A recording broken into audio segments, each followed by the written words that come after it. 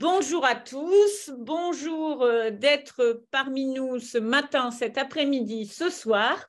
Donc aujourd'hui, nous allons passer un petit moment en ma compagnie, et puis en la compagnie d'Alexis Séverin, donc, qui est référent citoyenneté dans le réseau OSUI au Maroc.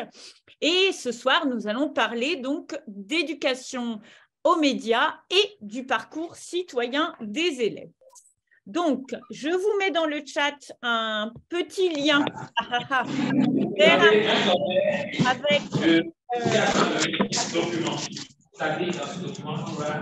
désolé, voilà, un petit Padlet avec donc des liens vers les ressources que nous allons utiliser ce soir.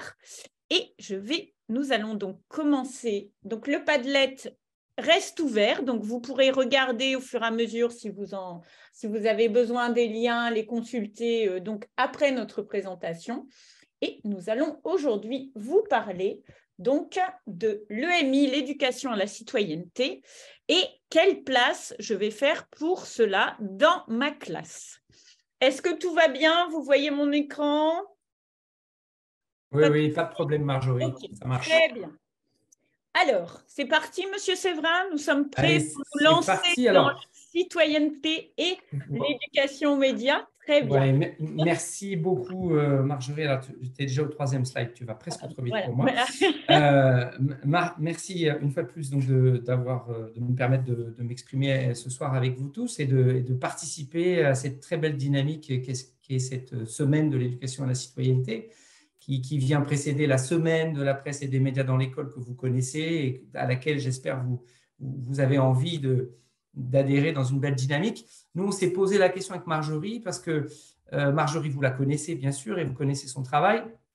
Moi, je suis là depuis le Maroc. Je suis responsable, donc, comme il vient de le dire, au niveau de l'ensemble des établissements marocains de la MLF, c'est-à-dire de l'OSUI, d'un accompagnement pédagogique sur tout ce qui est éducation à la citoyenneté. Voilà. Dans mon parcours, je suis formateur en éducation aux médias et à l'information, mais plus largement formateur sur tout ce qui est éducation à la citoyenneté. Donc là, je suis ravi d'être avec vous. Et on s'est posé la question avec Marjorie du propos finalement pour commencer cette semaine qui nous semblait le plus pertinent pour chacun d'entre vous. À la fois pour ceux qui nous rejoignent, mais qui ont déjà l'habitude de faire de l'EMI dans leur classe et pour qui, ce soir, je l'espère, on va quand même amener des petites choses et on va pouvoir continuer et contribuer à alimenter leur réflexion et leur pratique. Et puis aussi, on s'est dit que ce serait quand même très, très intéressant pour tout le monde qu'en début de semaine, on s'adresse à celles et ceux parmi vous qui sont très tentés par cette histoire de EMI, mais qui parfois ne sont pas bien sûrs de savoir quelle place ils peuvent lui accorder, comment on fait, qu'est-ce qu'on en fait, et puis en quoi cette éducation aux médias et à l'information est-elle finalement constituante de notre tâche qui nous incombe clairement dans tous les établissements dans lesquels nous travaillons, c'est-à-dire de construire des citoyens en devenir et de contribuer à leur éducation sur ces questions. Donc voilà. Donc le point de départ que je vous propose d'observer, donc ce sera c'est la slide évidemment à laquelle Marjorie vient déjà de recourir. C'est le point de départ qui me semble le plus évident, c'est-à-dire que vous et nous sommes tous ensemble des individus. Voilà, d'abord. On est d'abord, avant d'être des enseignants, on est des individus, on est des citoyens. Et on est tous, en tant qu'individus, socialisés. Nous avons une vie sociale, nous avons des interactions. Et donc, par ce fait, on est concernés par l'actu. Alors, on n'est pas tous concernés de la même façon. Il y a ceux qui, parmi vous, sont des passionnés. Ils se réveillent le matin avec le bulletin d'info, ils se couchent le soir avec un bulletin d'info. Dans la journée, sur vos téléphones, vous suivez des fils actu. Il y a ceux-là. Il y a ceux qui passent leur week-end à lire la presse. Voilà. Et puis, il y a ceux qui, de temps en temps, écoutent évidemment un bulletin d'info, mais ne sont pas des gros passionnés, mais on est tous, en tout cas, concernés à différents degrés.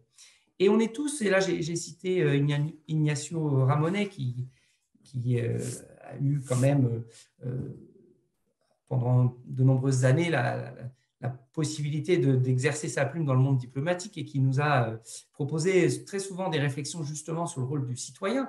Et lui, il parlait de l'idée, en disant que nous sommes des citoyens touchés par l'ère du soupçon, parce que les médias ces dernières années, et depuis maintenant, alors ça date de 91, ce texte, mais depuis oui, la fin des années 80 et Timmy Shoara pour ceux qui sont les plus anciens parmi vous, et puis les années 90 et les premiers moments où on a commencé légitimement, alors qu'on est dans un système démocratique et qu'on a une confiance initiale dans nos médias, à se questionner et à se dire ah, finalement, on s'aperçoit que parfois le message médiatique n'a pas été finalement assez structuré professionnellement pour nous arriver et qu'on lui fasse une confiance absolue. Et donc, nous aussi, on est touché par ce regard sur les médias qui nous fait ne jamais abandonner notre esprit critique. Et donc, ça, c'est ce que nous sommes. Voilà, avant même qu'on entre dans la classe. Et puis, on est des enseignants, des professionnels de l'éducation. Et en tant qu'enseignants, en tant que professionnels de l'éducation, nous sommes issus de pays et donc d'écoles, de courants de pensée différents. Et on a des référents théoriques qui parfois sont inconscients. Hein. Nous avons une construction intellectuelle qui est le résultat de du parcours que nous avons eu de façon individuelle dans nos formations, dans nos rencontres, dans nos lectures. Et puis, on a des pratiques sociales différentes les uns des autres et des représentations fortes. Hein. Et Bourdieu aurait parlé de ces déterminismes socioculturels qui font ce que nous sommes aujourd'hui et avec lesquels nous avons du mal à nous départir. Et à la rigueur, ce n'est pas grave si on en est conscient. Hein. On vient dans la classe, on n'est pas neutre, on est des individus, puis après on enseigne en général avec le poids de tout ce que l'on a appris et de tout ce qu'on a traversé pour arriver jusqu'à cette salle de classe. Et puis il y a nos élèves. Et eux, dans notre point de départ, c'est très intéressant parce que eux, ils arrivent dans la classe, mais eux aussi, c'est des individus. Ils ont un parcours individuel, personnel, familial qui fait que ils ne sont pas neutres, ils ne sont pas complètement sortis de l'œuf, quoi qu'on en pense, et travailler avec des jeunes qui n'ont pas les mêmes pratiques médiatiques, informationnelles et communicationnelles que nous, là aussi, il faut qu'on l'ait en tête, c'est un point de départ important. Vous le savez aujourd'hui, enfin, ce n'était pas l'objet aujourd'hui, mais on aurait pu se tourner vers les enquêtes récentes 2022 et même début 2023 sur les pratiques et usages des médias par les jeunes. Et il y a des études françaises ou des études anglaises qui montrent bien qu'ils sont très loin des utilisations que nous, enseignants ou adultes, jeunes ou plus âgés, nous avons dans notre pratique et notre consommation et nos usages des médias d'information. Donc voilà le point de départ. Hein, ça me semblait important qu'on repositionne ça. Et puis, alors, je suis allé chercher, vous allez voir avec Marjorie, on est allé chercher des références pour que vous puissiez construire éventuellement et votre réflexion théorique, mais aussi, pourquoi pas, votre argumentation. Parce que, on va le dire tout au long de cette soirée, ça nous semble être pour nous une évidence que éducation aux médias, à l'information, c'est incontournable et ça contribue à la construction de la citoyenneté de nos élèves. Mais parfois, je le sais, pour avoir accompagné des collègues qui étaient dans ces situations, il y a encore d'autres collègues, voire parfois des équipes de direction, des parents, qui ne comprennent pas bien pourquoi on s'occupe de tout ça. Eh bien, on doit avoir sous le coude des éléments d'argumentation. Hein, même si aujourd'hui, c'est beaucoup plus facile de faire de l'EMI sans venir se faire interpeller sur ces questions. Mais cependant, alors on va passer à la diapo 3, si tu veux bien, Marjorie. On a de la chance, vient de sortir, là, c'est depuis ces dernières semaines, la deuxième édition du programme d'éducation aux médias et à l'information pour les éducateurs et les apprenants, signé par l'UNESCO. Alors, on va considérer que c'est un texte de référence.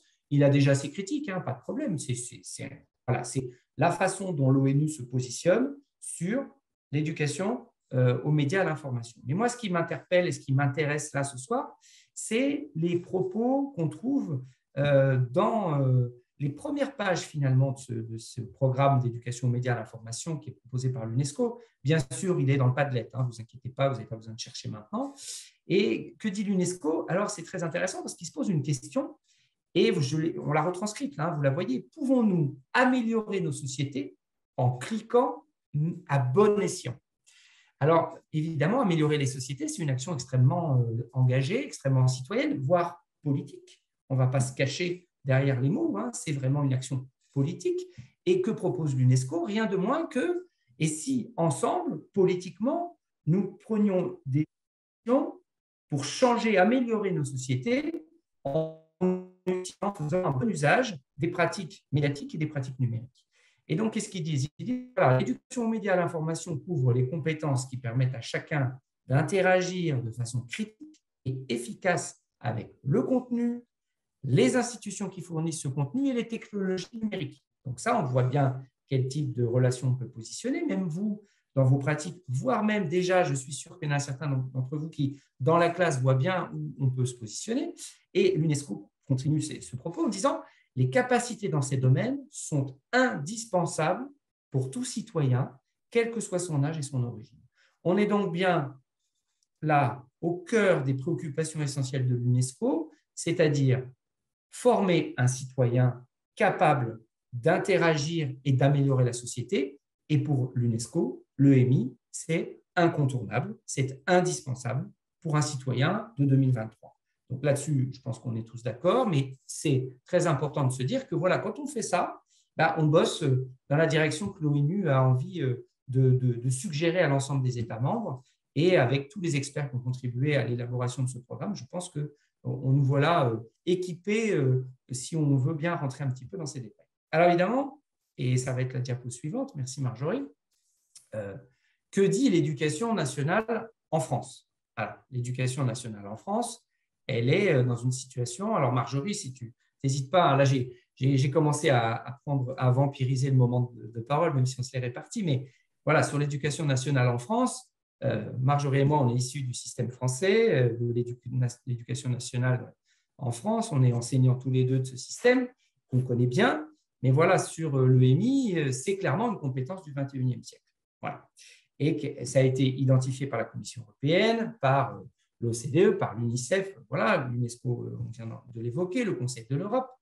Et donc, les compétences transversales qu'on a listées là sont celles que, évidemment, pointe l'éducation nationale. Marjorie, si tu veux, n'hésite pas. Hein, sur les… Voilà, donc c'est bien ça en fait, c'est que là, on vous remet un peu les textes parce que le fait que l'éducation média soit quand même un des axes de travail donc de l'UNESCO, de la Fondation, de la société de demain.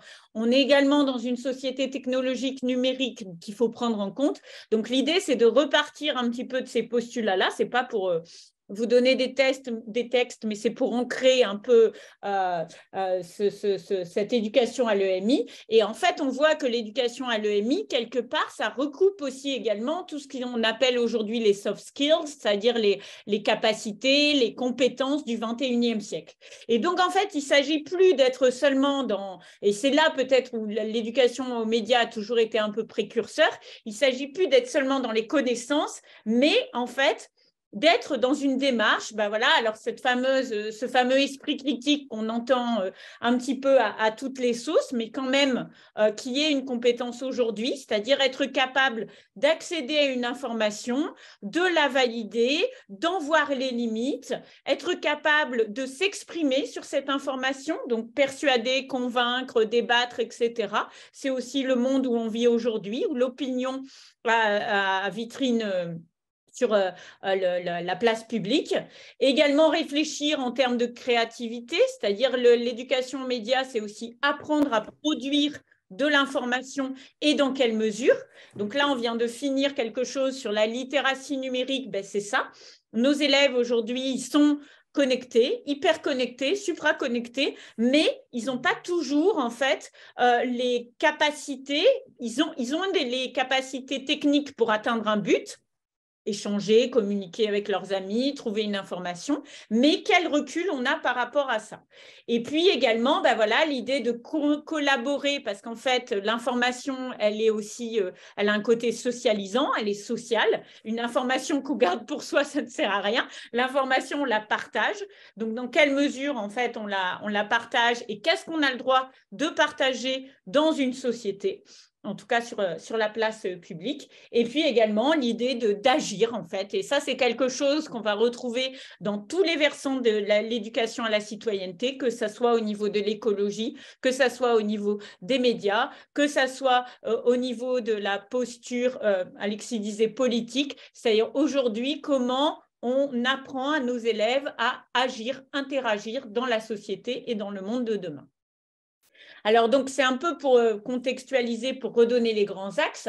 Dans les programmes, en fait, ça tombe bien, hein, on a fait ça juste avant la semaine de l'éducation aux médias du Clémy, donc, qui a lieu dans tous les établissements français et français à l'étranger. Et on a eu une très jolie infographie qui a été publiée également par le Clémy. Et donc là, l'idée, c'est en fait, de dire que on a beaucoup aimé avec Alexis ce visuel qui résume un peu tout le propos de ce soir. C'est-à-dire que, en fait, l'EMI, il est partout. Il peut être absolument partout dans 100% des programmes du cycle 1, cycle 2, cycle 3, au lycée professionnel, au lycée technologique. Et donc, en fait, on va avoir ces fameuses entrées thématiques carrément au lycée qui vont nous permettre de parler d'EMI. En fait, l'idée, c'est de voir que l'EMI, même si c'est une éducation A, c'est-à-dire qu'en fait, on va la saupoudrer, justement, ça en fait quelque chose qui est, c'était le slogan un petit peu de cette semaine, qui va être l'affaire de tout le monde. Donc, vas-y, pardon, oui. Non, pas du tout. C'est l'affaire de tout le monde. C'est vraiment important qu'on soit en train ensemble là de construire ça dans les têtes de nos collègues. Surtout l'affaire de tout le monde, mais sans inquiétude, on y reviendra. Hein. On ne vous demande pas d'un seul coup de devenir tous des experts de l'EMI. Ce n'est pas le sujet. Voilà. Mais Donc, vous l'êtes déjà. rassurez-vous. Voilà. C'est justement, on va le prendre plutôt comme des opportunités multiples qui vont nous faciliter le travail. Voilà, hein, c'est plutôt ça. Donc, également, toujours dans cette petite infographie, en fait, on revient parce que l'éducation média, ça peut également faire peur, ça peut partir un petit peu dans tous les sens. Donc, là, on a essayé de recentrer. Donc, on est parti sur, ils ont remis en place 4 grandes approches transversales. Donc, la culture informationnelle, c'est-à-dire rechercher, identifier, exploiter l'information, la production médiatique, droit et responsabilité et espace informationnel et médiatique. Et c'est là où nous, on est où l'éducation aux médias européenne, ou en tout cas la française, elle est spécifique parce qu'elle englobe justement ce versant sur l'espace informationnel. Donc, dans les textes, en fait, si vous regardez un petit peu les textes, on vous les a mis sur le Padlet, donc les vadémécum d'éducation à l'EMI ou le programme d'éducation à l'EMI, en fait, on est dans ces entrées. D'abord, l'accès à l'information, comment on donne accès à des informations fiables, comment on fait des choix informés en tant qu'élève, donc l'analyse des informations et leur évaluation, la création, parce que c'est aussi un versant qui est très intéressant. On ne comprend jamais mieux comment on fabrique une page de magazine avec les contraintes éditoriales ou comment une émission télé est faite qu'en mettant un petit peu, on va dire, la main à la pâte et en réfléchissant sur la fabrication des médias. Et puis également, l'aspect communication, c'est-à-dire c'est bien beau d'avoir des publications médiatiques de qualité, mais comment elles sont diffusées? Est-ce que c'est celles qu'on va retrouver, par exemple, dans l'espace des réseaux sociaux? Est-ce que c'est celles qui vont être les plus justement médiatisées, les plus accessibles? Et là, on va toucher en fait à l'économie des médias, tout ce qui est la propagation des informations et donc également la formation du monde de l'espace informationnel et médiatique aujourd'hui. Donc, c'est un petit peu les différentes entrées.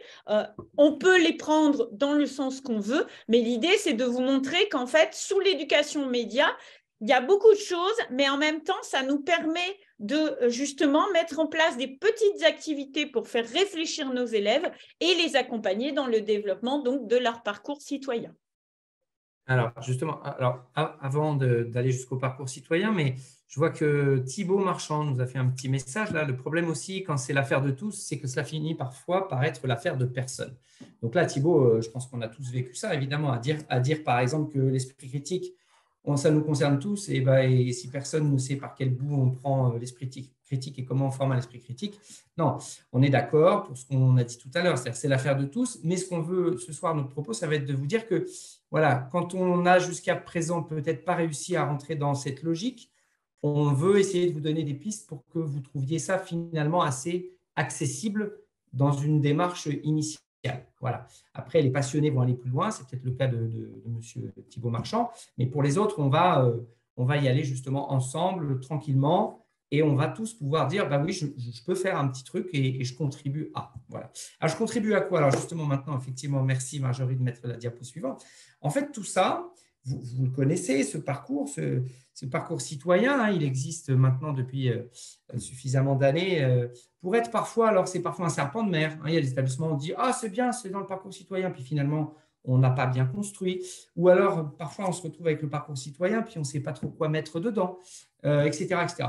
Donc, il y a pourtant des indicateurs très clairs, hein, on sait ce qu'on peut y mettre, mais clairement, l'éducation aux médias à l'information, c'est extrêmement lié à l'éducation à la citoyenneté parce que ça permet justement de poser des jalons identifiables, euh, euh, même j'allais dire certifiables dans un certain domaine, et on peut poser des éléments de preuve aussi dans le parcours citoyen de ce que l'élève a commencé à apprendre, commencé à développer comme compétences, comme savoir-faire, par exemple. La circulaire de 2016, alors je la recite en partie, mais pour des éléments, mais qu'est-ce qu'elle disait?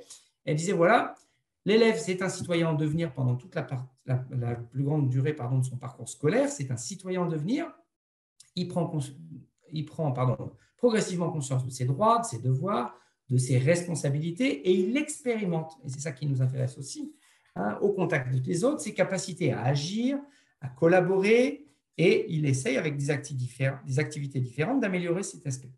Le parcours citoyen, ça permet à l'élève d'apprendre et d'accepter la diversité des opinions, les désaccords, et puis l'écoute, le débat, et ça donne des moyens d'adopter un comportement réfléchi et responsable pour développer son esprit critique. Alors ça, tout ça, vous le voyez bien, c'est que on pose sur la table des objectifs assez larges, mais dans lesquels, finalement, l'éducation aux médias, on peut la lire à quasiment toutes les phrases ou toutes les étapes de la démonstration. Alors, c'est ce qu'on va continuer à se dire ensemble. Alors, quand… oui, il y a deux… Tu peux cliquer sur la deuxième partie du slide. Je ne sais pas pourquoi ça s'est affiché en deux étapes. Voilà, merci Marjorie. En fait, l'éducation aux médias et à l'information, c'est une éducation active à la citoyenneté. C'est-à-dire, quand je fais de l'éducation aux médias et à l'information avec mes élèves, qu'est-ce que je leur permets de tester, de découvrir ou d'exercer? C'est être concerné, voilà, être concerné par le monde qui m'entoure, par ce qui se passe dans mon village, ce qui se passe dans ma ville, ce qui se passe dans mon pays, dans mon continent, puis on peut élargir. Hein. Être informé, ça ne va pas de soi aujourd'hui. Ce n'est pas parce qu'un teenager a son téléphone qu'il est informé, il peut être simplement connecté sans être informé. Donc, nous, on a quelque chose à faire, et si on l'installe dans l'éveil à l'information, à ce que c'est que l'information, être respectueux des autres, adhérer au contrat social, c'est-à-dire adhérer au fait que nous vivons ensemble et que nous avons des règles qui organisent la société, hein, être capable d'un jugement critique, se sentir impliqué dans des communautés plus larges, être impliqué dans des actions de responsabilité et d'engagement. Vous voyez, ces points-là, ils me semblent essentiels parce que c'est ce qui construit un citoyen aujourd'hui. Qu'est-ce qu'on attend d'un citoyen en devenir? C'est qu'il soit capable, quand il est, par exemple, en âge de voter, c'est ce qui va arriver à nos élèves à un moment ou à un autre, hein. S'ils sont dans un pays où effectivement le fonctionnement démocratique leur permet d'accéder à des élections, eh bien, s'ils y arrivent en étant concernés, informés, respectueux des autres, qui sont conscients du contrat social et qu'ils y adhèrent, qui sont capables d'un jugement critique, qu'ils se sentent impliqués dans les communautés et qu'ils assument des responsabilités et de l'engagement, on aura réussi notre pari. Hein, voilà. C'est vraiment ça, un citoyen qui aujourd'hui peut exercer sa citoyenneté dans les meilleures conditions possibles. Donc, c'est pour ça qu'au travers les pratiques de l'EMI, on peut développer tous ces points. Hein. Être concerné, on l'a compris, mais être impliqué dans les actions de responsabilité et d'engagement, si on charge des élèves, qu'on fait une petite rédaction et qu'on leur dit, allez, on va monter par exemple un journal, simplement un journal de classe. Ben oui, tiens, toi, tu vas exercer telle responsabilité. Vous, les élèves, je compte sur vous pour. On va regarder comment c'est fait. Ah, est-ce que vous pensez que là, on n'a pas fait une erreur? Voilà, tous ces éléments qui construisent la citoyenneté, ils sont au rendez-vous de l'éducation aux médias de l'information. Et c'est certainement une des façons que nous avons, nous, éducateurs et pédagogues dans nos classes, les plus agréables pour nos élèves et les plus stimulantes intellectuellement, de construire des éléments de leur citoyenneté. Voilà. On peut passer, effectivement. Alors, c'est ce qu'on a commencé à dire tout à l'heure, mais l'EMI et ses compétences citoyennes, ça se construit.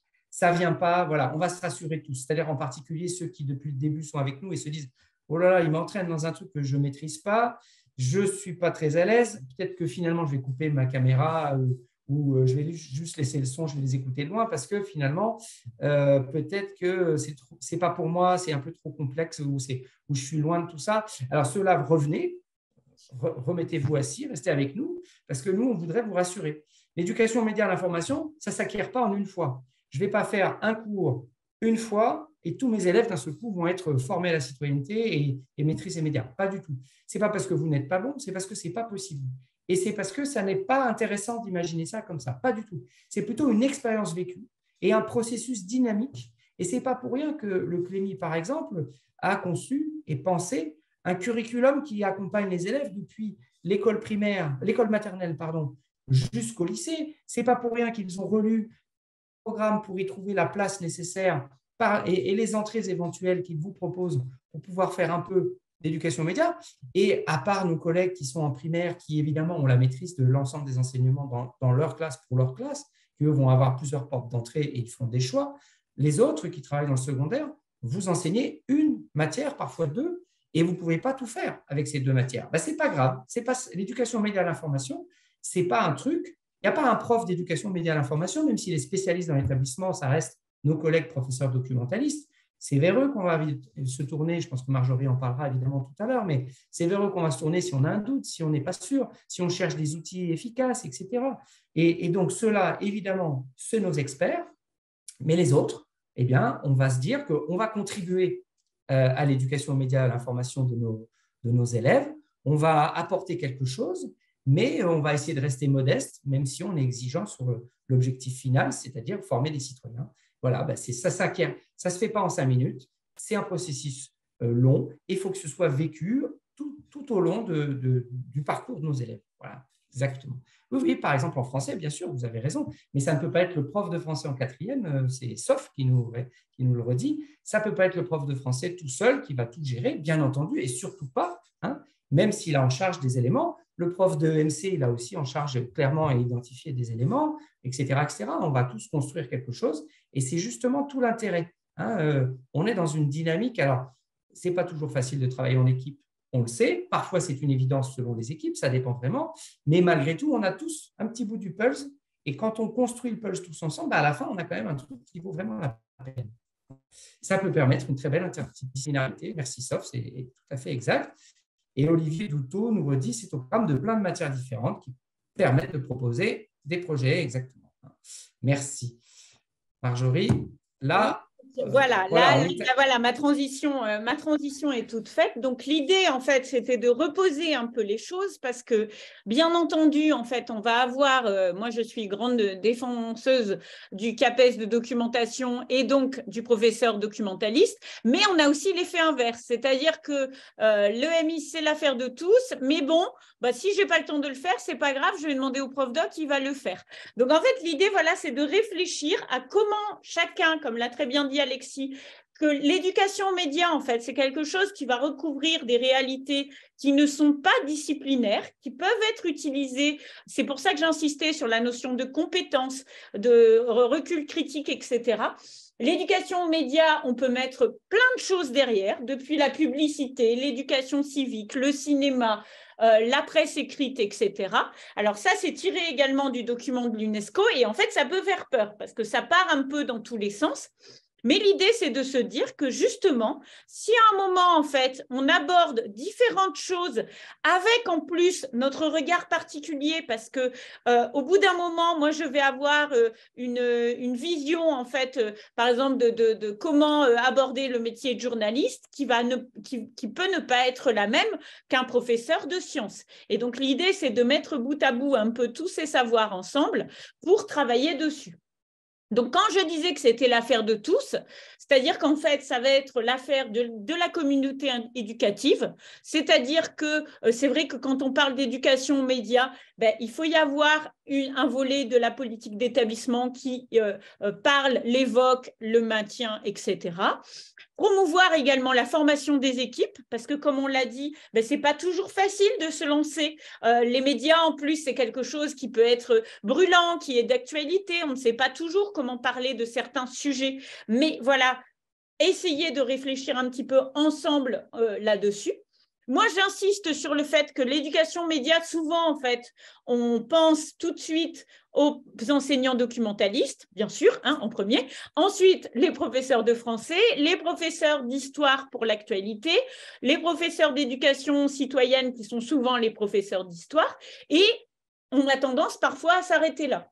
Alors que justement, l'idée de la réfléchir, ça concerne également toutes les matières scientifiques, la technologie, les avancées technologiques. Dans le monde où on vit, les 3 dernières années, je pense que l'information scientifique a pris une importance plus que capitale. Donc voilà, le rôle et l'impact des informations scientifiques chez les jeunes et leur apprendre à réfléchir autour de ça. Bien entendu, également les littéraires. Comme on l'a dit, il y a beaucoup d'entrées dans les programmes qui permettent d'aborder l'éducation aux médias. Également, ceux qui n'y connaissent rien, parce qu'en fait, partir des représentations des élèves, savoir où on en est, commencer quelque part, c'est déjà commencer. Ceux qui ont envie d'aller beaucoup plus loin, qui ont une expertise et qui peuvent également la partager à l'intérieur de leurs équipes. Et puis également, tout ce qui existe autour, cette petite semaine en fait d'éducation média proposée par la MLF, c'est un peu le but, c'est de vous mettre en lien avec des associations. Donc, on vous donnera des pistes à la fin de cette présentation pour réfléchir ensemble. Alors, il y a une petite main qui s'est levée. Sur un iPhone. Je ne sais pas si vous pouvez prendre la parole ou alors dans le chat.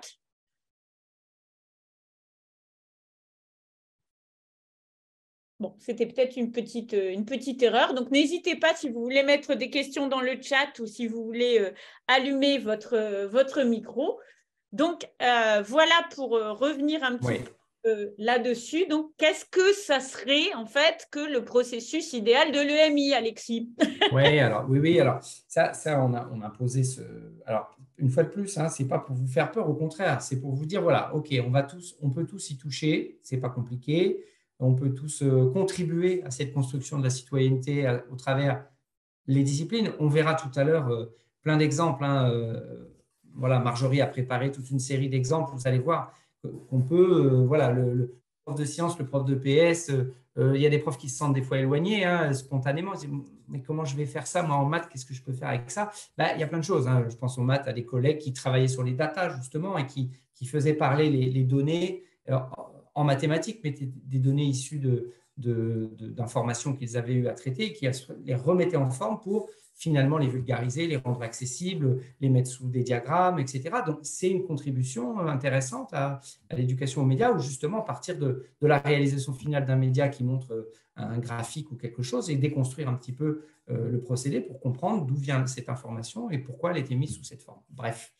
Mais le processus idéal de l'EMI, alors ça, c'est le résultat de nos expériences, hein, que ce soit celle de Marjorie, qui depuis longtemps travaille sur ces questions, de moi, et des années que j'ai passées avec le Clémy à réfléchir avec mes collègues du Clémy et les formateurs à l'idéal. L'idéal, c'est quoi? C'est 3 étapes. Et on peut se contenter de l'une d'entre elles, mais il y a une espèce de satisfaction professionnelle, individuelle, personnelle et une satisfaction extraordinaire des élèves si on arrive à faire les 3 étapes. Alors, les 3 étapes, c'est quoi? La première étape, évidemment, c'est face à une production médiatique, c'est prendre le temps de lire, d'écouter, de regarder avant de prendre des notes, avant de mettre entre l'élève et l'objet d'étude une grille ou quelque chose. D'abord, on regarde, on écoute. On fait finalement ce que fait un lecteur normal, un auditeur normal, un spectateur normal. On regarde, on découvre, on prend la chose. Voilà. Étape 2, ensuite, on revient sur l'objet, mais cette fois-ci, le pédagogue que vous êtes essaie de mettre de la distance entre l'objet et l'élève. Réussit grâce à l'objet, en fait, c'est un artefact pour créer cette distance et l'analyse. Hein, sans la grille, par exemple, d'analyse que vous allez proposer, sans l'exercice que vous allez proposer, l'élève, il reste spectateur et il a du mal à sortir la tête de son écran ou de son ordi. Voilà. Là, vous l'obligez à prendre du recul. Vous me mettez en étape 2, je le mets à distance parce que je propose une démarche d'analyse. Voilà. Et là, j'essaie de comprendre les codes médiatiques. Comment ça marche? Ah oui, d'accord. Ah oui, le générique, qu'est-ce qu'il fait? Ah, mais c'est signé. Ah oui, d'accord. Et puis, il y a combien de parties finalement? Et où sont finalement les éléments importants de l'information? Je vais chercher par exemple mes 5 questions essentielles, où elles sont, etc. Seulement à cette étape-là, l'élève prend de la distance. Très bien. Et une fois que l'élève a compris comment c'est fabriqué, comment c'est pensé cet article, ou comment c'est monté ce reportage audio ou vidéo, comment cette photographie de presse m'informe avec sa légende, etc. Une fois que j'ai compris le procédé, eh ben, je leur propose de produire à la façon d'un journaliste, comme on l'a écrit, compris, expliqué en classe. Eh bien, vous pouvez produire et donc vous pouvez mettre en œuvre ce qu'on appelle la fabrique de l'information. Et en étant modeste, on ne va pas faire demain ou la semaine prochaine un magazine papier de 50 pages ou un site internet pure player avec de la vidéo, du son, de l'image tout de suite et en permanence alimenté jour par jour. On peut faire un petit journal tout simple. On peut leur demander juste d'écrire un article à la façon d'eux. On peut leur demander de faire une photo avec leur téléphone, mais attention, une photo qui va m'informer sur le sujet et il faudra rédiger une légende. Et rien que cet exercice-là est très intéressant, les élèves adorent ça. Après, on peut faire une petite expo. Voilà, il y a plein de choses possibles à faire. Mais en tout cas, le processus qui amène satisfaction et sur lequel on est aujourd'hui certain que l'élève a passé l'étape et a construit quelque chose dans son savoir et a développé de nouvelles compétences et est capable de dire oui, aujourd'hui, grâce à ce que j'ai fait en classe, je sais comment est fabriqué cet article, je sais comment est monté ou fabriqué ce reportage, je sais pourquoi la radio, je l'entends comme ça, je sais ce que je peux voir dans une photo ou un dessin de presse, etc. Et bien là, il a construit quelque chose et ça, c'est acquis. Voilà, puisque vous l'avez, il a eu le moment où lui, il a produit. Voilà, et il a compris effectivement ce qui était attendu, etc. Ça ne se fait pas qu'une fois, ça se fait plusieurs fois, mais c'est en tout cas le processus idéal aujourd'hui pour arriver à installer des vraies compétences et une construction d'un recul et d'une expertise citoyenne sur ce que c'est aujourd'hui que l'information. Marjorie, à toi. Voilà, donc, puisque tu poses une voilà, belle question. C'est bien de réfléchir. Donc, on parle beaucoup, donc il y a ces différents aspects, et on parle beaucoup donc de produire des médias avec les élèves. Donc là, on vous a mis assez rapidement en fait les objectifs. Pourquoi produire des médias avec les élèves? Comme on l'a dit, ça permet de maîtriser le langage médiatique, être en contact avec une langue française et les valeurs culturelles qu'elle véhicule, parce que l'information n'est pas mondiale, on va dire. Il y a aussi des choses derrière. Et je dis la langue française parce que nous sommes dans des contextes d'établissements français à l'étranger, mais ça peut être également dans d'autres langues.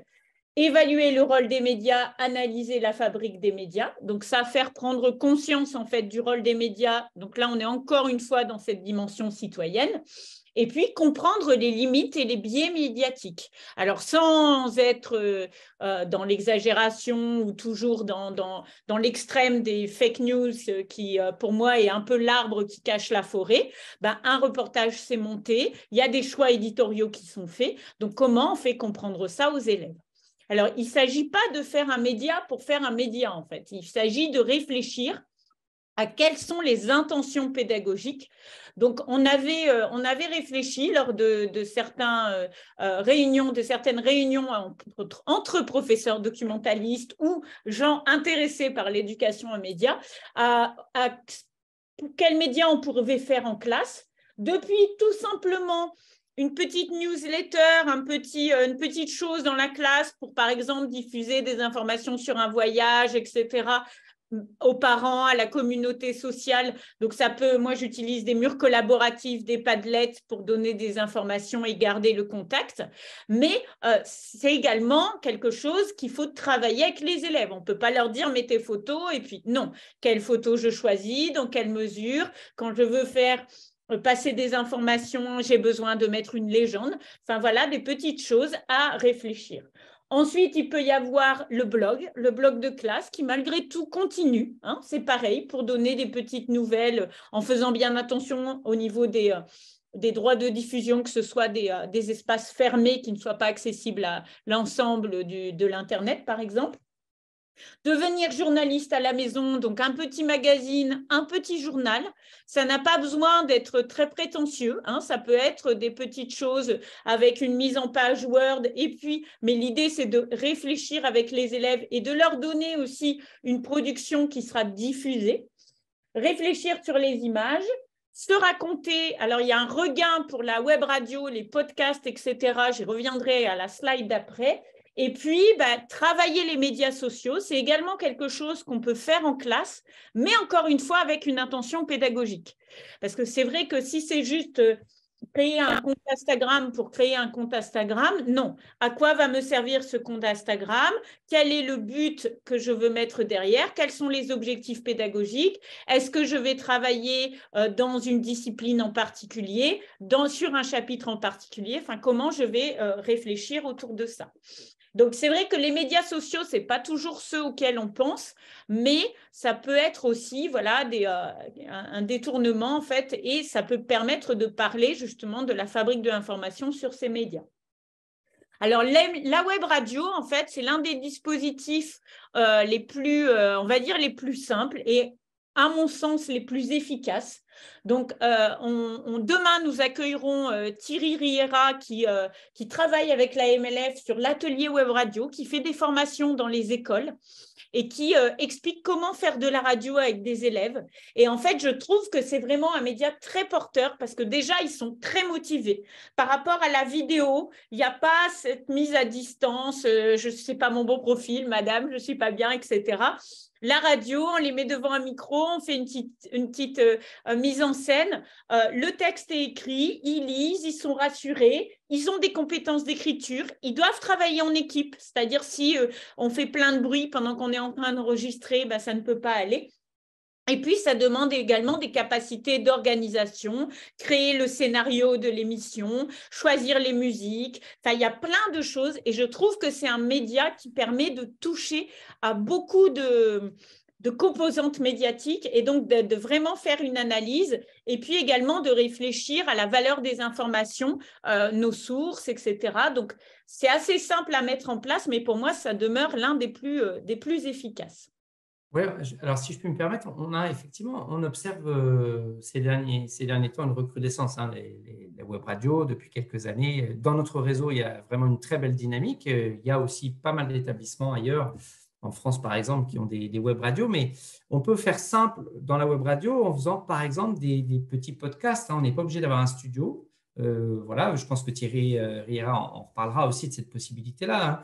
Un petit enregistreur numérique, Audacity sur son ordinateur, qui est un logiciel libre, et on peut déjà produire des choses qui sont intéressantes à écouter. Et évidemment, avant, on a pu analyser les productions qui existent. Ce n'est pas les podcasts intéressants qui manquent aujourd'hui sur la toile, hein. Avec vos élèves, vous pouvez, dans votre matière, je suis certain, trouver des podcasts qui concernent vos élèves et votre enseignement et qui vont vous permettre d'être des objets d'analyse pour qu'ils puissent produire facilement. Moi, je ne sais pas pourquoi on les voit ces diapos, mais ce n'est pas grave. Moi, ça me permettait juste de redire à tout ce que Marjorie va nous parler un petit peu des compétences qui sont développées effectivement dans ces maîtrises et dans le travail qu'on fait quand on est dans l'éducation aux médias. Mais il y a des savoirs qui sont conformes à nos attentes d'enseignants. Si vous hésitez encore à dire, mais est-ce que vraiment, est-ce que ce n'est pas du travail en plus à la place de choses importantes que je suis censé faire? Mais la maîtrise de la langue, la maîtrise des langages médiatiques, apprendre à s'exprimer, à argumenter, apprendre à s'informer, à rechercher une information, comparer ses sources, avoir des notions de droit, de déontologie, de propriété intellectuelle, tout ça, c'est des choses qu'on cherche à transmettre à nos élèves, même si on n'est pas dans l'éducation média. Et dans l'éducation média, ça nous permet justement d'appliquer tous ces éléments. Puis il y a des compétences et des attitudes qui sont très recherchées, hein, des compétences numériques, par exemple, l'autonomie et travailler seul, voire construire une collaboration équilibrée, travailler en équipe, prendre des responsabilités, argumenter, négocier, tous ces éléments-là. Vous êtes comme moi, dans nos classes, on cherche à les mettre en œuvre avec des dispositifs et parfois l'éducation média à l'information et la production de médias avec nos élèves nous permet de mettre tout ça à disposition, de pouvoir l'évaluer aussi, hein. Des fois, on a du mal à évaluer la capacité de nos élèves à argumenter, à prendre des responsabilités, ça dépend de ce qu'on veut évaluer, mais il y a, voilà, travailler en équipe, voilà, là, vous avez des dispositifs qui permettent ça. Voilà. Alors, une fois qu'on a dit tout ça, on s'est dit avec Marjorie qu'il fallait absolument qu'on vous propose des pistes, on va dire des pistes simples pour commencer, éventuellement pour ceux qui seraient un petit peu dans le doute, hein. Ou alors, pour continuer vos démarches, alors voilà, là simplement des pistes qu'on va pouvoir compléter l'un et l'autre, mais la première piste qu'on vous proposait, c'était déjà faire découvrir à mes élèves, et en regardant avec eux, des sites d'information d'actualité pour chercher des informations qui concernent ma discipline. Par exemple, je suis prof de PS, alors voilà, ça ne manque pas la médiatisation du sport, évidemment, et à un moment, des fois, il y a des pratiques sportives. Tiens, aujourd'hui, il pleut, je n'ai pas le gymnase, j'ai ceci, voilà. Il y a des moments, je ne vais pas ne rien faire, je vais construire quelque chose avec mes élèves, et pourquoi pas, j'ai croisé des enseignants de PS il n'y a pas très longtemps qui avaient décidé de travailler, je trouvais ça passionnant avec des profs de lettres, sur justement le héros dans le sport à travers les médias. Voilà, ce fameux, cette fameuse image du sportif super-héros, et ils ont voulu démontrer un petit peu que c'était une construction médiatique, évidemment, et c'était très intéressant. Les élèves étaient vraiment passionnés. Après, vous êtes sûr, quand vous travaillez sur ce type de choses, après, vos élèves, ils ne regardent plus jamais de la même façon, même le match de foot. Hein. Ils voient les gestes, ils repèrent, ils disent « Ah oui, là, d'accord, j'ai vu ça, c'était très intéressant. » Mais dans votre discipline scientifique, par exemple, OK, on fait une recherche, on a besoin d'infos, mais on va s'attarder un petit moment, on va aller voir un site d'information. Il y a par exemple de la vulgarisation scientifique très fréquemment dans tous les médias dans le monde. Voilà, on va voir comment cette info, elle nous est donnée par un média. Je vais m'intéresser qui a écrit ça, d'où viennent ces sources, elles sont citées, etc. etc. Qu'est-ce que c'est que ce site? Voilà, je peux simplement faire ça. Je peux utiliser des documents médiatiques récents dans ma discipline, c'est ce qu'on était en train de se dire, en s'attardant cette fois-ci sur leur nature, leurs sources. Hein. Il y a pas, moi, je suis prof d'histoire-géographie.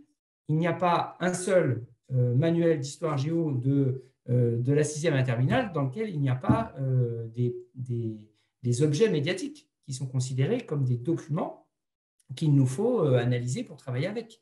Donc là, on prend le temps de dire « Ah, il s'agit d'un article du journal Intel. Alors, qu'est-ce que c'est ce journal? D'où ça vient? La personne qui signe l'article, c'est qui? C'est un journaliste, d'accord? Comment il a travaillé? Comment il nous donne son info? » Je peux le faire facilement à ce moment-là. Je peux intéresser mes élèves aux débats qui sont portés par les médias autour d'une question d'actualité qui concerne ma discipline. Voilà. Tout à l'heure, on a évidemment évoqué, Marjorie a évoqué la situation sanitaire ces dernières années. Les profs de sciences ont eu un gros travail, un énorme chantier à faire justement pour travailler sur la vulgarisation scientifique qui abordait les problématiques liées à la pandémie, mais d'autres en géopolitique, évidemment, en art, pourquoi pas, en langue, les faits de société, en lettres, voilà, sur une représentation théâtrale ou sur tel artiste ou tel auteur qui a eu un prix, telle polémique autour de tel auteur. Voilà, il y a des choses, voilà, on est sur des éléments de société, on va dans les médias chercher l'info, mais on n'utilise pas le média comme une sorte de fenêtre où on va juste piocher une info sans s'intéresser sur la source et sur comment elle est produite. On fait ce petit pas de côté et on construit dans ce cas-là quelque chose. Et puis aussi en faisant, alors ça si c'est possible, si par exemple votre prof doc a un bon réseau, si autour de vous, vous connaissez le mari de la prof de ceci ou la femme de l'instit qui a travaillé avec vous, on découvre le métier de journaliste. Ou alors dans votre ville, il y a une rédaction médiatique et vous pouvez interpeller cette rédaction, faire venir entrer un photojournaliste dans votre classe, un monteur, un reporter radio, plein de gens qui sont dans la fabrique de l'information et qui ont un rôle à jouer, un métier. Et rien de tel, vous le savez, que la rencontre entre quelqu'un de l'extérieur et vos élèves. La personne vient dans la classe. Alors, pour l'avoir fait plein de fois, le photographe qui vient dans sa classe et qui pose son appareil photo sur la table et qui commence à discuter avec les élèves, je vous assure qu'il se passe un truc. C'est passionnant. Hein, et les élèves, une fois qu'ils ont enlevé la question de est-ce que vous avez déjà pris des photos de stars et combien vous gagnez, il faut les laisser sortir ces photos, ils ont envie de les poser, ça amuse le journaliste. Mais après, on rentre vite dans des vraies questions intéressantes si évidemment vous les avez préparées, mais ça, vous êtes des pros, vous savez bien faire et ça se passe très bien et c'est passionnant. Et ça, ce n'est pas très compliqué à mettre en œuvre. Ces 4 démarches, elles sont peut-être progressives, mais en tout cas, chacune d'elles est tout à fait envisageable dans votre classe sans bousculer complètement votre organisation, ni votre progression et votre programmation. Hein, parce que, retenez-le, à chaque fois que vous faites quelque chose de ce type, et c'est un peu ce qu'on a essayé aussi de dire tout à l'heure, c'est que vous êtes dans votre job. Vous n'êtes pas en train de faire un truc en plus.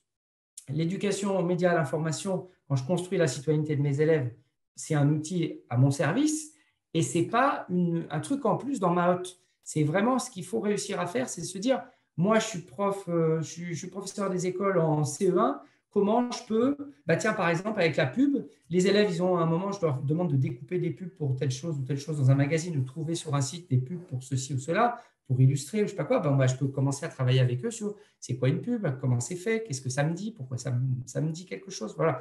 Par exemple, mes exemples sont peut-être pas les plus pertinents pour vous, mais en tout cas, j'espère que vous voyez qu'une petite chose dans votre programme, parfois simplement, j'ai décalé, décentré mon regard et je fais entrer l'éducation aux médias facilement dans ma classe.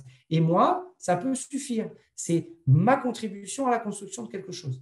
Et ceux qui ont ça dans leur programme, évidemment, ils continuent à bosser là-dessus, mais vous continuez à initier nos élèves à tous ces petits points qui viennent construire. J'ai pris l'exemple du Pulse tout à l'heure. Voilà, vous amenez votre petite pièce du Pulse et les autres vont venir eux aussi apporter la pièce au Pulse. Je suis trop bavard. Merci Marjorie. Alors voilà, donc on va y aller parce que là le temps passe.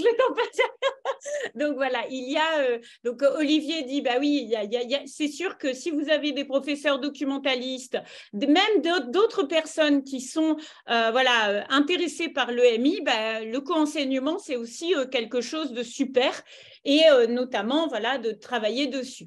Donc l'idée c'était de vous donner concrètement des petits exemples pour avancer. Donc, par exemple, ça peut être des choses comme le quad 9. On avait mis en place un quad 9 en sciences. Des élèves de CM2 ou de 6e venaient chaque semaine, avaient choisi un article, donc arrivaient avec l'article, et puis faisaient une petite présentation. Et donc, ils étaient obligés, quelque part, de mobiliser un certain bagage scientifique pour pouvoir en parler. Ça ne prenait pas beaucoup de temps. On le faisait, je crois qu'on le faisait tous les 15 jours. Donc, tous les 15 jours, il y avait 2 élèves qui passaient, ce qui faisait 4 élèves par mois sur l'année. Mais ça permettait d'avoir, alors bien entendu, on avait travaillé les sources, l'étude, etc. Mais ça permettait de lier les sciences et l'EMI. Vous aurez compris que c'est un peu mon truc. Alors, la deuxième chose, c'était donc utiliser des documents justement dans les classes. Eh bien, des fois, on avait réfléchi, moi j'avais appelé ça les intermèdes médias, c'est-à-dire que quand il y avait un article qui passait dans la presse, par exemple sur la biodiversité, par exemple sur les changements climatiques, sur la politique internationale, sur les élections dans certains pays, eh bien, si le professeur était en train de travailler sur ce sujet, l'idée, c'était de prendre un moment. Alors, ça ne prenait pas longtemps, c'était des interventions ponctuelles.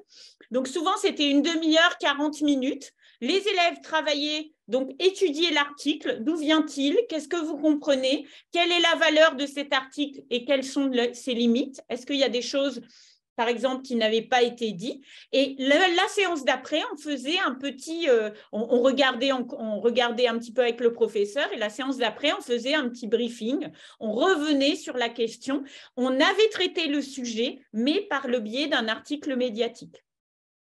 Également, utiliser donc là, je vous ai mis quelques exemples de sources pour la jeunesse, mais il y en a qui sont vraiment super intéressantes et qui permettent en fait de faire le lien entre une pratique des informations. Les élèves ne lisent pas forcément les informations, ils les reçoivent sur les réseaux sociaux. Donc là, changer le regard et la démarche. Donc, un jour, une actu, l'actualité à hauteur d'enfant, qui est le média français. Les As de l'info, qui est un média qui est tout nouveau de cette année, qui est un média québécois. Mais en fait, il y a beaucoup de textes. Alors, on appelle ça francisation. C'est-à-dire, c'est des textes faits pour les élèves dont le français n'est pas forcément la première langue, donc qui sont accessibles parfois à des élèves dans nos écoles. Le petit quotidien avec mon petit quotidien, etc. Ça, c'est un incontournable. Et puis également, le journal Arte Junior, c'est pareil, l'utiliser en classe, le regarder une fois par semaine. C'est vraiment des choses qui sont des petits points d'accroche, mais qui peuvent permettre de rentrer dans l'EMI. Également la revue de presse. Moi, j'adorais faire des revues de presse, donc un peu dans l'idée du quad 9. Et on avait, avec des plus grands, des troisièmes et des secondes, on avait fait des revues de presse plurilingues, en fait. Donc, les élèves arrivaient avec un article qui les avait interpellés, dont ils avaient discuté dans leur famille. L'article était en langue originale et ils devaient nous l'expliquer, en fait, en français. Donc là, il y a également un travail sur la langue française qui était très, très intéressant. Et puis, ça nous permettait de découvrir des médias et la politique, on va dire, médiatique dans certains pays, comment les médias étaient appréhendés, comment ils étaient… quelle était l'économie qu'il y avait derrière. Donc, c'était vraiment, vous voyez que ça peut être des petites pierres d'achoppement. Ça n'a pas besoin d'être un gros projet, mais ça peut permettre de réfléchir sur les médias. Également sur les représentations du monde des élèves, je sais que juste leur poser des questions, c'est quelque chose de super intéressant. Donc là, je leur demandais un petit peu des chasses au trésor, des alertes doc. Par exemple, quand on parlait des réseaux sociaux, ben voilà, j'en demandais combien de comptes de réseaux sociaux as-tu? Pourquoi? Comment? Enfin, juste leur faire réfléchir sur leurs propres pratiques. Comment te tiens-tu au courant de l'actualité? Quelle est la dernière information que tu as écoutée?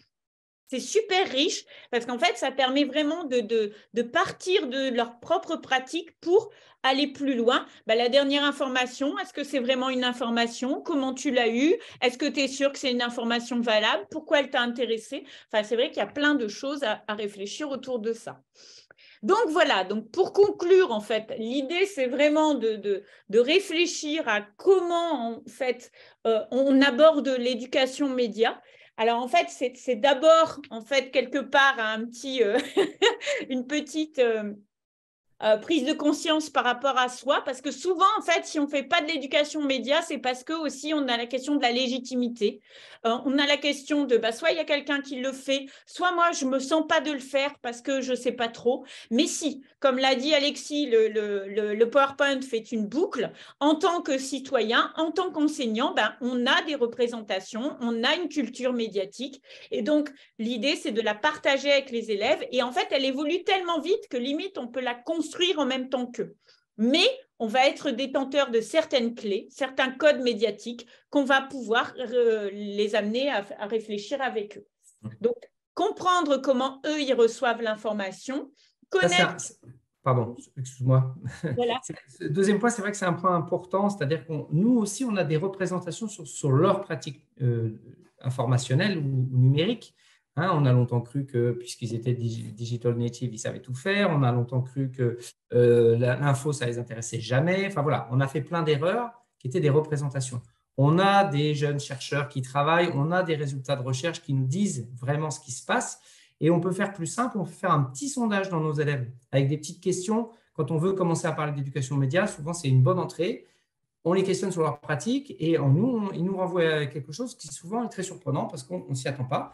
Et donc, il faut accepter de ne pas savoir et d'aller chercher nos élèves pour savoir comment eux reçoivent, pratiquent les médias et l'information d'actualité en général. Ça me semble vraiment important de comprendre ça.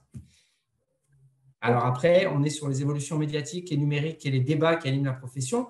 Ça, c'est quand on veut être un petit peu… Voilà, si je veux rentrer un petit peu dans l'éducation média, l'information et m'intéresser de plus près à tout ça, je dois à un moment maîtriser les enjeux, ne serait-ce que pour répondre à des questions de mes élèves. Si les élèves me disent « Mais monsieur, pourquoi les journalistes dans une rédaction, pourquoi ils n'ont pas le droit d'écrire ça ou pourquoi ils écrivent ça et puis il y a quelqu'un d'autre dans le même journal qui écrit autre chose, ils ne sont pas d'accord, comment ça marche ?» Voilà, il faut savoir un petit peu comment se positionnent les professionnels et puis aussi l'évolution des médias, l'organisation des métiers, des médias qui bougent beaucoup, la précarité aujourd'hui de ces professions des médias. Voilà, il y a beaucoup de choses auxquelles il faut s'intéresser si on a envie d'aller plus loin. Voilà. Et la dernière chose, c'est Marjorie qui va développer. Et donc, voilà, l'idée, c'est également donc, de partir de ces représentations, d'amener un peu de matière là-dessus et donc de se former. Parce que c'est vrai que moi, je reçois beaucoup de demandes de gens qui sont intéressés, mais qui ne savent pas par quel bout commencer, on va dire. Donc, commencez, vous êtes là aujourd'hui. Donc déjà, voilà, le forum pédagogique, la semaine de l'éducation aux médias, cette semaine, on va avoir vraiment un cycle de conférences très intéressant.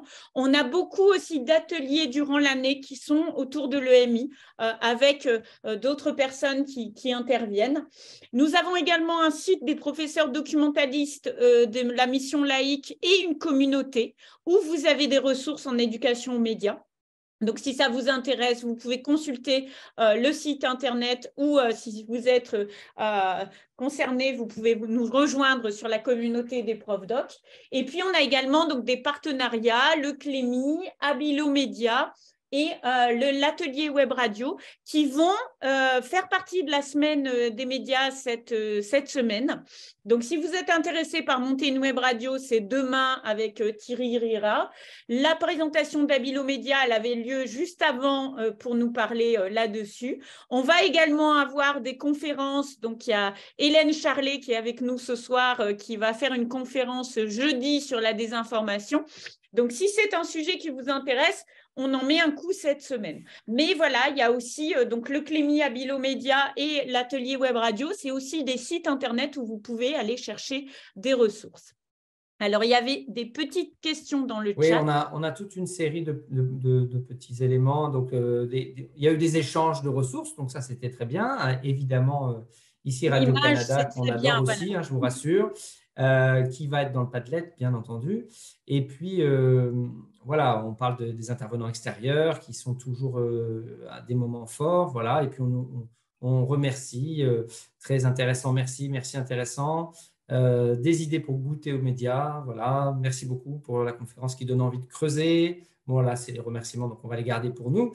On a un site web qui vient d'arriver. Oui, eh ben oui, sitenom.ca. Merci à Jean-François. Il est excellent ce site, c'est voilà, vrai. Qui partage. Merci là beaucoup. aussi, je pense qu'il est dans le Padlet, ou s'il n'y est pas, ça va être rectifié tout de suite. La grille d'analyse, non, elle est dans les intermèdes médias, en fait. Donc, elle va être disponible sur le Padlet. Voilà, il y a une question aussi sur le questionnaire que je pouvais poser. Alors, ça dépend vraiment de vos élèves. Moi, par exemple, le dernier que j'ai posé, c'est des élèves qui sont en SP, Histoire, Géo, Géopolitique, Sciences politiques, et le fonctionnement des médias est au programme, c'est un des thèmes. Donc là, on a une question un petit questionnaire qui est assez complet. C'est sous la forme d'un Google Form que j'ai donné à mes élèves, anonymes ou pas, ils font comme ils veulent, et ensuite je récupère les données et on construit quelque chose avec les données. C'est pour rentrer dans le thème. Mais vous allez adapter en fonction de ce que vous voulez connaître. Vous allez poser les bonnes questions, j'en doute pas. Voilà. Alors moi, je sais que j'aime beaucoup le sondage de La Croix, qui est le média français qui propose le baromètre de la confiance des Français et des médias. Et souvent, en fait, il y a des questions qui sont très intéressantes. Et en fait, si on les pose aux élèves, ça permet de faire du lien avec les résultats de l'enquête de recherche. Donc moi, je m'inspire aussi de ce document. Eh bien, écoutez, voilà, je vous remercie beaucoup. Alors, je vous remets donc normalement l'adresse du Padlet qui est là, voilà. On le complétera. Le Padlet, n'hésitez pas à garder l'adresse. Vous l'envoyez par mail, vous la mettez sur votre bureau parce qu'il va rester ouvert, donc vous aurez accès aux documents. Mettez dans vos favoris même, je dirais. Voilà, souvent c'est ce qui est intéressant. Donc, merci beaucoup. Alors, je ne sais pas s'il reste des questions. On est pile poil là, on dépasse un petit peu. Donc, je m'excuse. Si vous avez eu toutes les informations qu'il vous faut, on vous remercie énormément d'être avec nous. Merci beaucoup d'être resté attentif jusqu'au bout, même si on a débordé. Beaucoup d'entre vous sont toujours là. Merci vraiment beaucoup. Et vous n'hésitez pas à nous envoyer des questions éventuellement. Donc, Marjorie, bien sûr, ou moi-même, Alexis, Séverin. On a tous les deux des boîtes mail MLF Monde, bien sûr, et on se fera un plaisir de vous aider si on peut le faire. Voilà.